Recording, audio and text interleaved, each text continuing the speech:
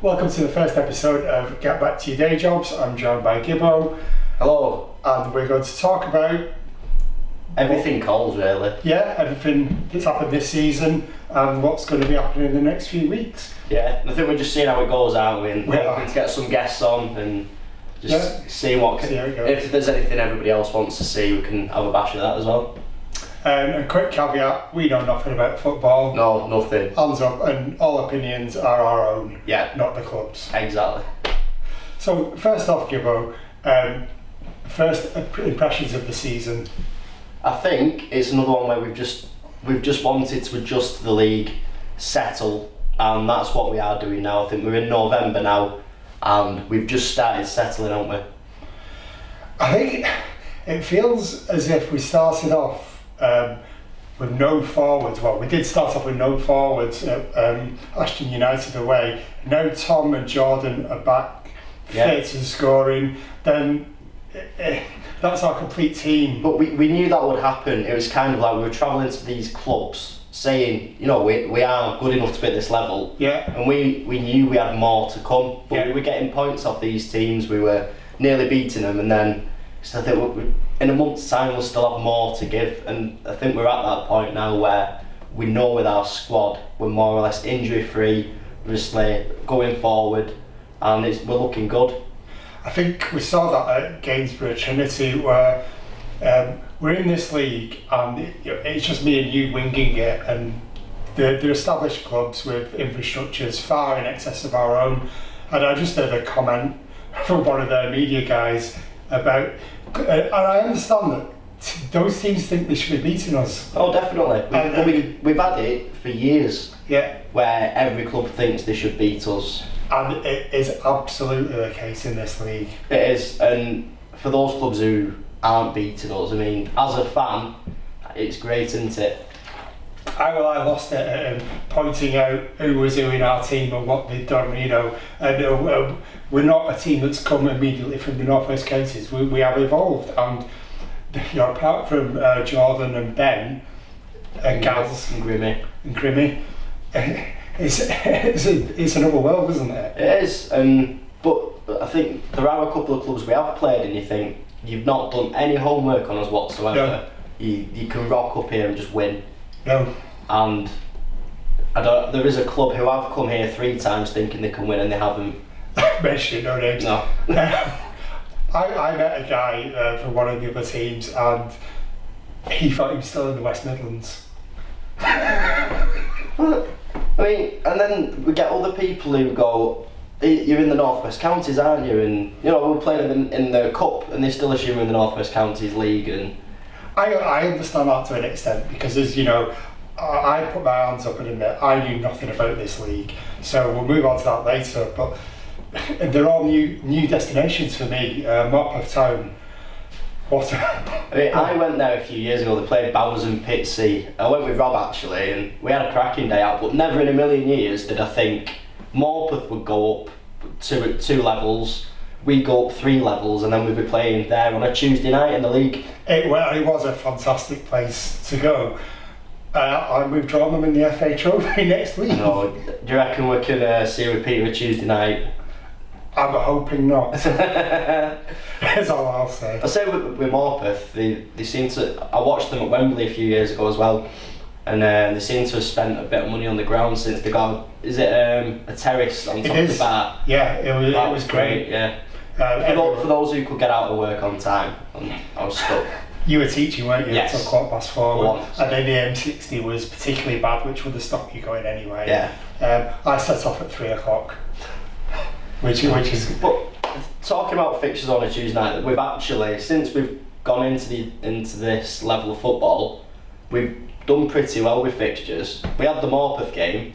Other than that, it was Market Drayton away last season, which was still fine. Yeah. We got there in an hour 15 from Lee. I think as I lived the other side of Bolton, Ashton United and FC United and Manchester actually easy to get to for me. Yeah, but I don't think the jump up in travelling and stuff has been as bad as we expected. No, it hasn't. I don't think. But there are a couple of trips. Is it Grantham Town is a bit of a trek. But see, this is us being ignorant ourselves now. Exactly that. Hands up. Is Grantham just past Gainsborough going down that way? Is it a bit further? I'm not quite We sure. don't know. We'll have to Not have a look sure. later. We will do. But that's just like Grantham not knowing where Atherton is. Well, people describe Atherton as being in Manchester. We don't know where Atherton is. No. Well, the guy in the bar's just said we're the second biggest team in Wigan. And we'll take that, won't we? Yeah. It's true. But our support doesn't tend to come from Wigan, does it? No. But it is an area we are beginning to tap into. Absolutely. And if there's anybody from Wigan watching who wants to come and watch us, you're more than welcome. Yeah, we're secular, as I keep saying. The more the more merrier. Once you walk through the gates. And Gaz Pete's been here years. He's a big Wiganer. Ben Conway. Ben Conway. Wigan Josh fan. Pete. Yeah. There's a few of them, isn't there, actually? Yeah. I didn't know Ben Conway supported Wigan though. Yes. Well, he kept that quiet when he filmed his glamorous video. He did. I think that's because he was jet-lagged, to be True, fair. yeah. So. Yeah, people might not know that. When Ben Conway filmed the video for Glamorous, and he got back from New Zealand the day before. I think he had, yeah. Yeah, he turned up at Joke in his house, just looking completely out of it. Which is normal, Ben Conway, to be fair. Just not knowing what he'd let himself in for. And he was brilliant. Yeah. I hope we can do another video like that sometime. Well, we have got, and I have edited it, we have got some outtakes from that, which I'll probably put out for Christmas to cap that video off. Yeah, I'd like to do more. Yeah. If anyone's got any ideas, let us know. No, definitely. We're always open to a bit of inspiration. Yeah. Talk about videos and stuff. We got Lewis Coleman and Rob Sadler got their thing coming out. Is it Sunday? Saturday or Sunday, I've seen both. Yeah, and that's been filmed around the ground, and obviously two former Colls lads. That'd be quite good to watch. Yeah, they were filming here again on Tuesday. Yeah. Some additional footage. And then lottery winners as well. They filmed their album launch thing on the down on the car park in the stand, didn't they? Yeah, they're involved in the stewards Yeah. program. I think there might be a bit of a. Where there might be something up our sleeves with lottery winners as well, because they're releasing the debut album in March. So that'll be quite interesting to see what we can get sorted with them. I think we mentioned Grantham Town. I think that they are playing the Ritz on the night. Grantham Town are playing the Ritz? No, the lottery winners are playing the Ritz the night we play Grantham, so it might be a dark Or back. dash back. Yeah, Ooh. straight into Manchester. I want to say it'd be some performance for Grantham Town to play the Ritz. Bounce up and down that court flooring. If Grantham Town were a band, who would be the support acts? The Pigeon Detectives. Pigeon They're the only Yorkshire. They're not even from Yorkshire. They're from From- Lincolnshire. I don't know any bands from Lincolnshire. No, neither do I. That's us being ignorant again. Ignorant. We could call this podcast the ignorance of non-league football. But I've really enjoyed. This is what I've tried to capture in the little videos that I've been filming. Is try to get the essence of the ground and the surrounding areas. You meet some great people who are more than happy to just give you a little bit of snippets and point you at things that are noteworthy that you might want to include. I love those videos that you're doing before the games, especially being a part-timer like me. I can actually picture how we're playing them when we're playing away from home. That's kind of the idea, and also just to put it into history. Yeah. In case we never go to some of these places again. Right, you mentioned Market, Drayton Town, where we played, was it late March? Yeah.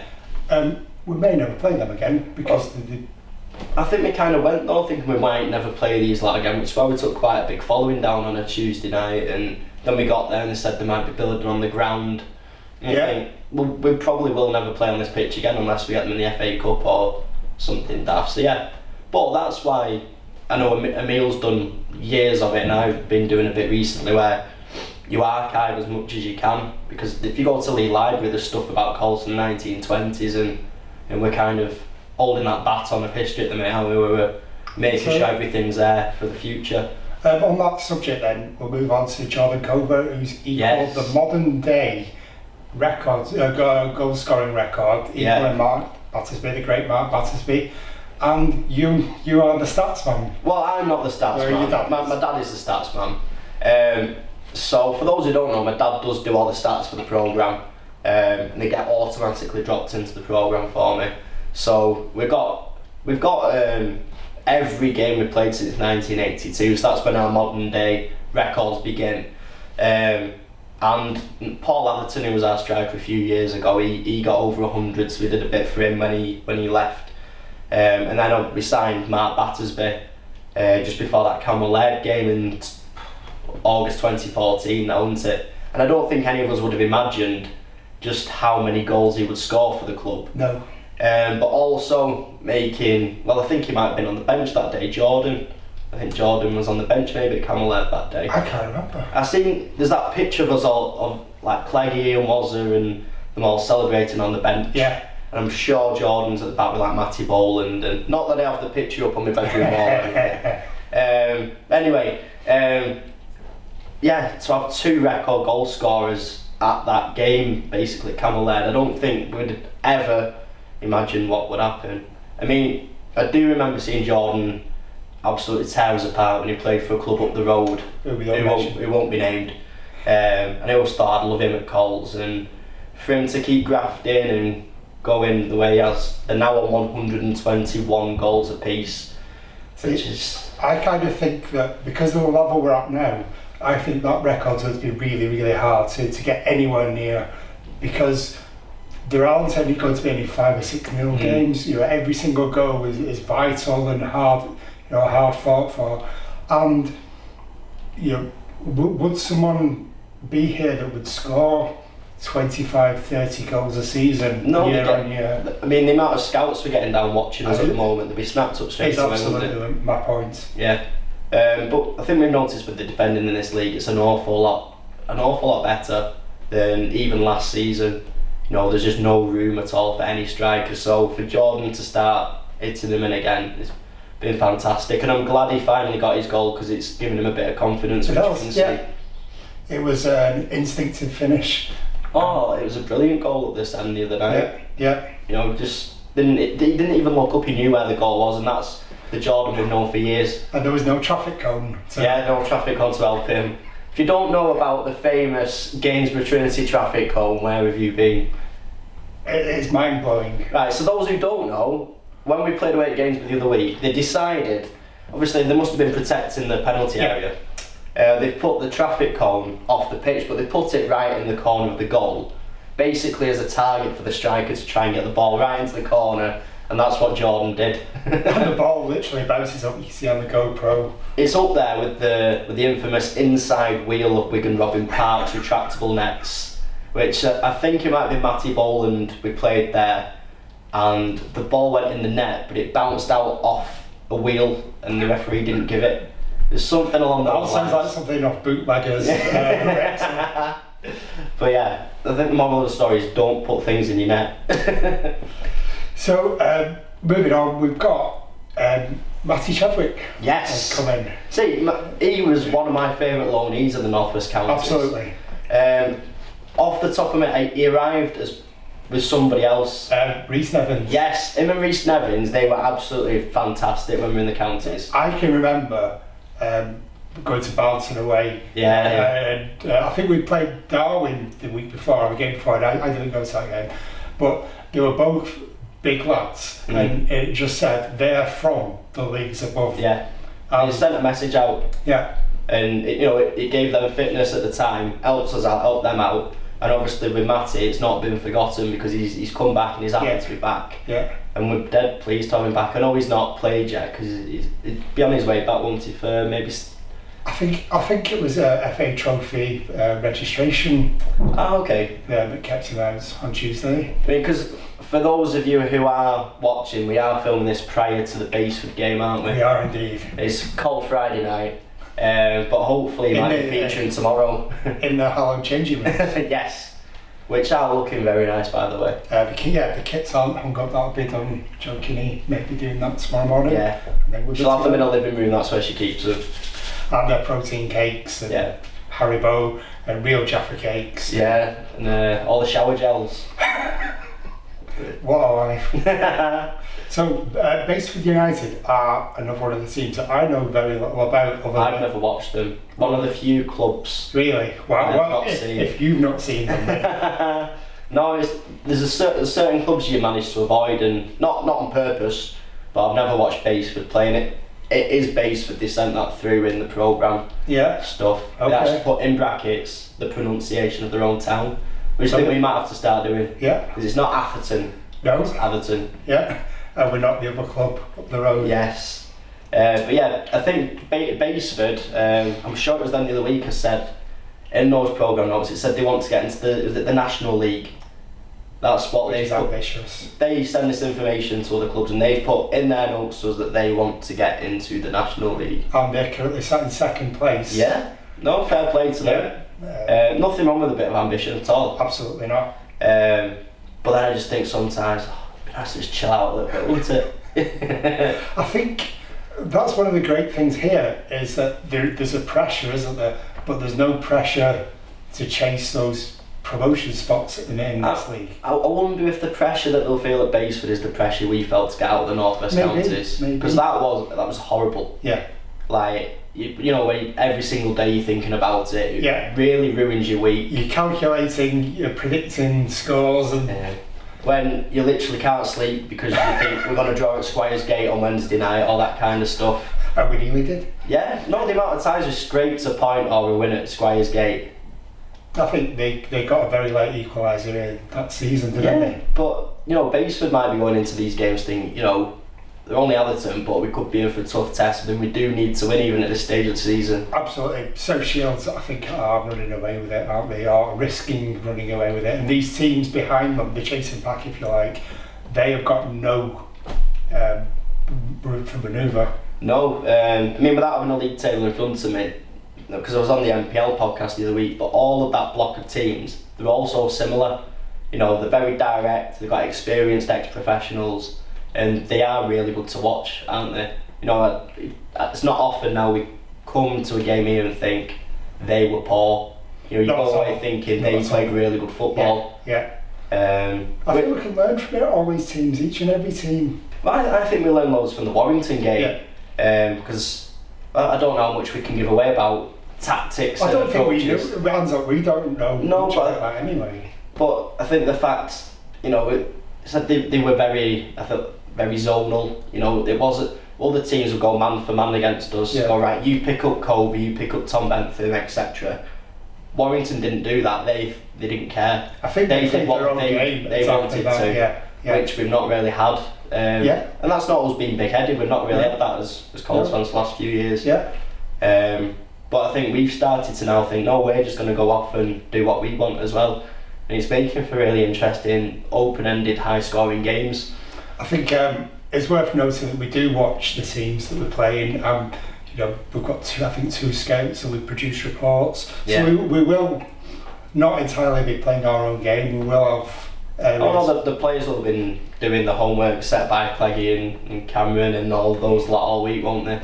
And I think this is one of the things that goes on behind the scenes that people maybe aren't aware of is the amount of preparation. The lads aren't just turning up.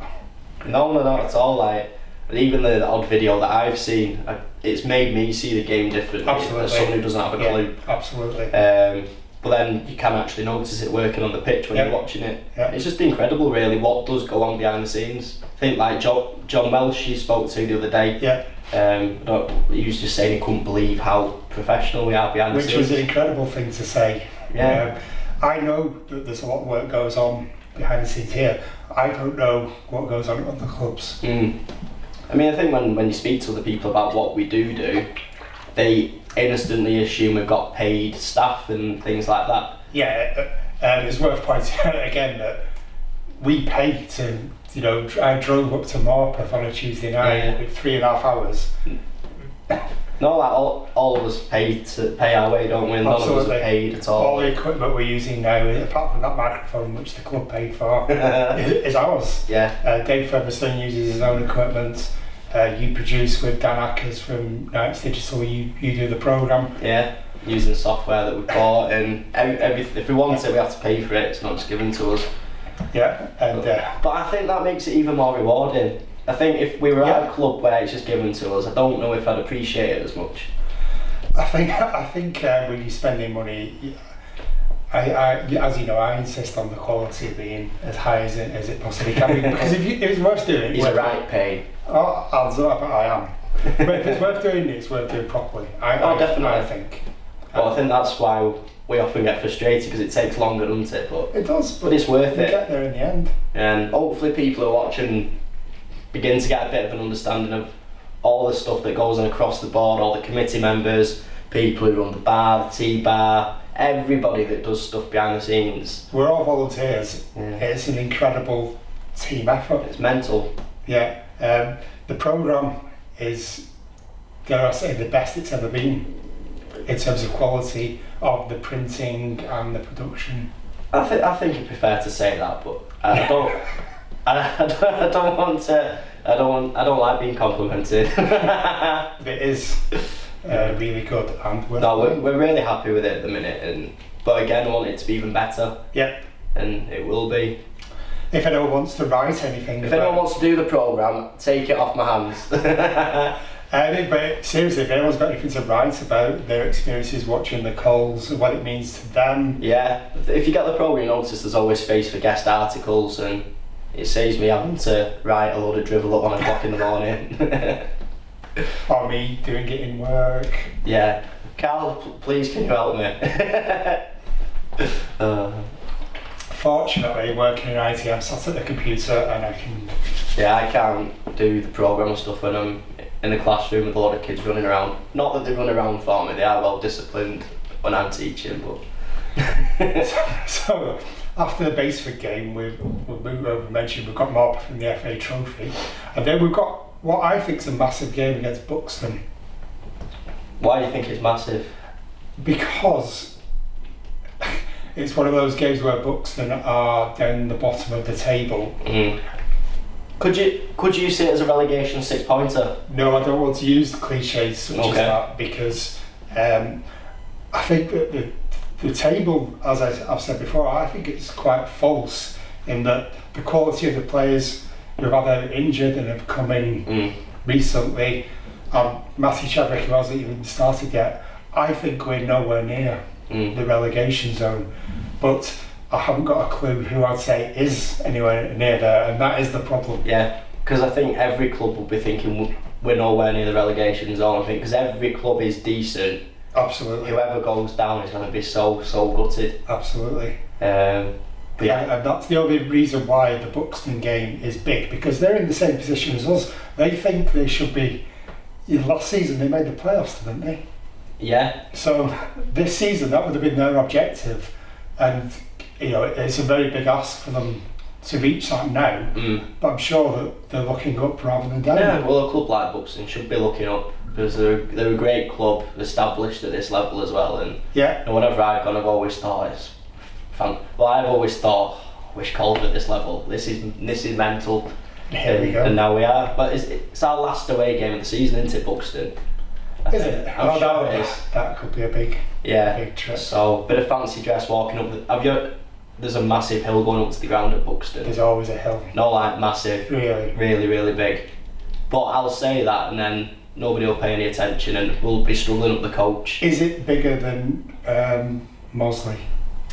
What, when you go up the bankway up? Yes. Not as steep, I don't think. Right, only just though. Nothing compares to the hill at Stocksbridge Park Steels though. No, it doesn't. Nanny Hill they call it. Do they?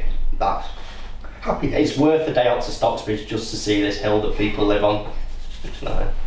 So, and after that we have got what for me is a big game for different reasons, is Nantwich Town away.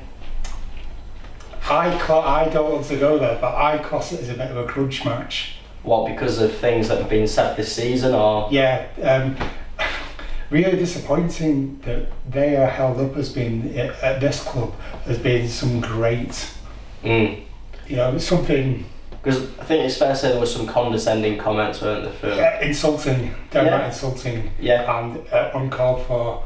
And if anyone who's watching this on the face side needs any motivation, our players won't need any motivation for that Nantwich game after the comments that were made towards us. Yeah, and as you said, the volunteers behind the scenes, it was at every level. And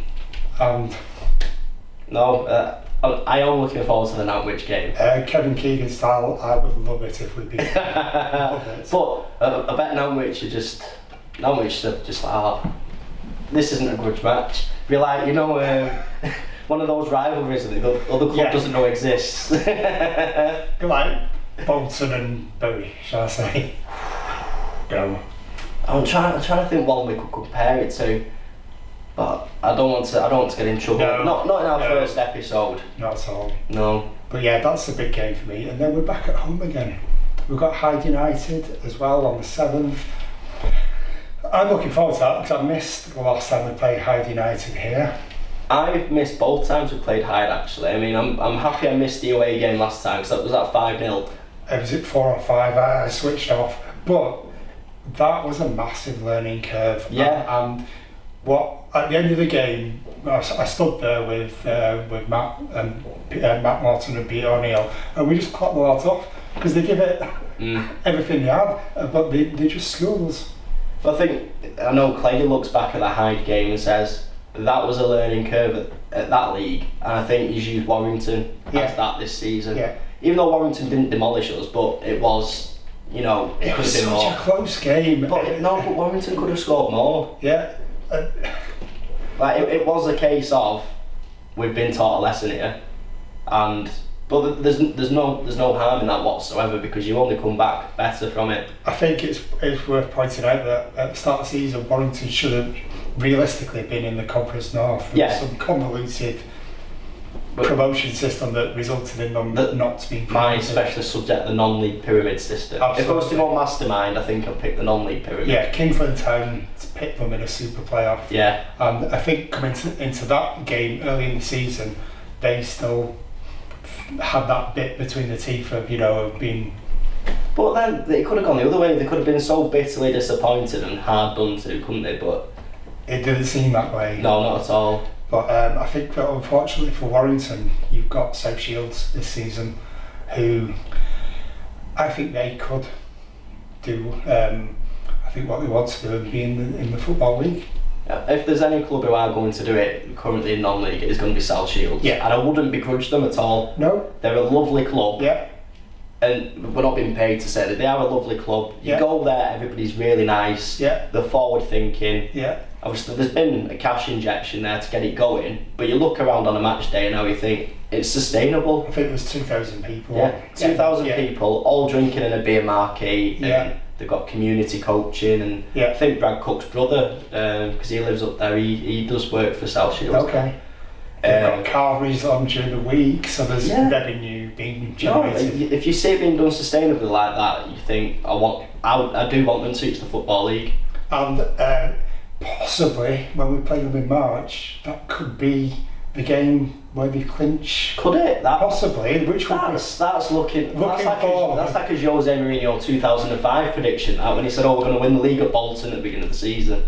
I think we were just planning it in terms of stewarding it. And well, I'm on a stag do it. Okay. 30 of us going to be in the clubhouse, so I'm doing nothing all day. So I think the one of the junior teams wanted an event after the game, and yes, it could potentially have 500 South Shields fans with the clubhouse rocking. I hope South Shields do have a good day out here though, because obviously the last time they came here, they got here postponed. Yeah, I felt awful for them. They had a good day. They did, but it could have gone completely the other way. Well, this is football, isn't it? It is. In a similar vein, we've got Basford United tomorrow. The game against them was called off a few weeks ago due to heavy rain. Yeah, I was on the pitch as it got called off. Yeah. And so if we think about it, we were on the pitch with the Football League referee, who was then off to call Rochdale off his own game, and there was a patch already in the centre spot. This was about 8:30 in the morning. That was soggy. I'm not going to quote my actual time because this was the problem on Twitter. Yeah. But we thought it's currently just about playable. Looked at the weather forecast, awful. Bouncing. We didn't want Basford to travel. If they're gonna, even if they're going halfway and they have to turn back, that's not acceptable. Yeah. And we called it off, and a minute later the heavens just opened, and by the time we left, the pitch was flooded. I've seen the video. But that comes with knowing your own pitch. When you get people piping up on Twitter who think they know more than somebody who's been on here 40 years and knows exactly how the pitch drains and how it behaves. You know, again, it's insulting to start criticising pitches on Twitter, I think. People have got opinions, haven't they, in the modern world, unfortunately. They do, but then you got to think, what are you basing your opinion on? We've had it a few times. Yeah. Bamber Bridge. Yeah. Bamber Bridge had, was it 4 games postponed here? But they seem to know more about our pitch than us. And you just... I think that left a slightly bitter taste as well, didn't it? It did, but that's another rivalry, but Bamber Bridge don't know exists. That'd give us a good for a thrashing earlier in the season. Yeah, they always give us a good thrashing, don't they? Oh well. So, Basford tomorrow, it is currently raining. We think the pitch is holding up. It looks fine at the moment, yeah. And I don't think the weather's that bad. I mean, I'm in London tomorrow, part-time, but the weather looks awful down there, so I think you might not. I'm taking it with me. Get off the train at Birmingham, come back. Could do. And then we've got Bolton Wanderers ladies on here on Sunday. I think they've got Newcastle. Yeah, they have. They lost against Newcastle in the FA Cup a couple of weeks ago. Okay. And they lost 2-1. But I've watched the ladies a couple of times this year. I've watched them for a few years, and I've never been the biggest fan of women's football. But the last couple of games I've seen, I've actually enjoyed. You know, the quality is getting better. Yeah. And Bolton ladies love playing here and having this facility. That, you know, it's a good link for both of us. I think it's very interesting talking to them. They're a really progressive club. Definitely. Yeah. Which is good, and they don't get much support off the men's team either, which makes it even more astonishing how much progress they are making. I think as Bolton supporters, we know, you know, the trials and tribulations that Bolton Wanderers have been through. Yeah. Hopefully that'll... You do, but you know, I do think that the hard work that the women's team are putting in here, I do think people should come down. I think it deserves... There are a few Bolton supporters come down. I think it deserves a little bit more. Yeah, the bar's always open as well, and yeah. whatever game's on a Sunday. It's quite chilled out, but it's a nice afternoon, really. Yeah. I entirely agree. So, shall we wrap that up? Yeah, I think that is the end of episode 1 of... Get back to your day jobs. Which, go on. We have got Clitheroe on the 6th. He's not there anymore. Is he not? No. No, okay.